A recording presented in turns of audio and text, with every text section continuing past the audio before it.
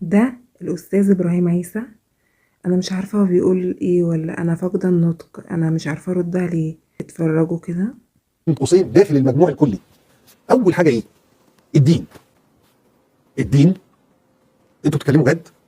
هتدخلوا الدين في المجموع؟ انتوا مين بالظبط؟ دوله مدنيه وقررت تدخل الدين في المجموع؟ إيه ده؟ هو إيه اللي إحنا دولة مدنية؟ هو إيه انتوا مين؟ إحنا مسلمين يا ابني. انتوا مين؟ إحنا مسلمين. إحنا مسيحيين، في ناس مسلمة، دولة فيها مسلمين ومسيحيين، يعني فيها يهود عايزين يدرسوا دينهم. بتدخلوا قرارات مواد اساسيه داخل المجموع الكلي. طب دلوقتي احنا داخلين يعني على فتنه.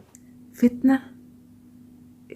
يا ابني انت، يا أستاذ، فتنة يعني لما احنا ندخل الدين، العيال يعرفوا دينهم بدل ما هما كده مفيش أخلاق ولا تربية في الشارع، يبقى احنا كده داخلين على فتنة. ودخلوا الدين كماده في المجموع.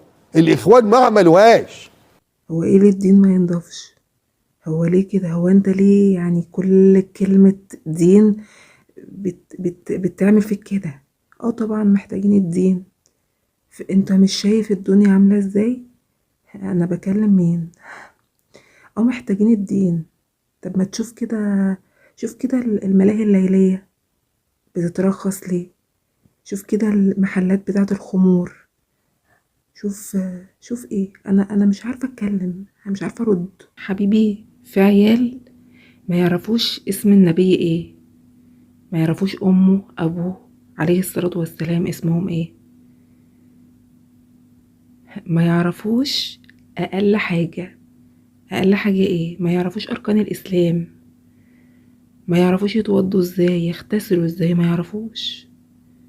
يبقى ده فتنة؟ يبقى ده انتوا مين ومع مين والكلام ده كله؟ اه عايزين الدين، احنا مسلمين، احنا مسيحيين، عايزين الدين.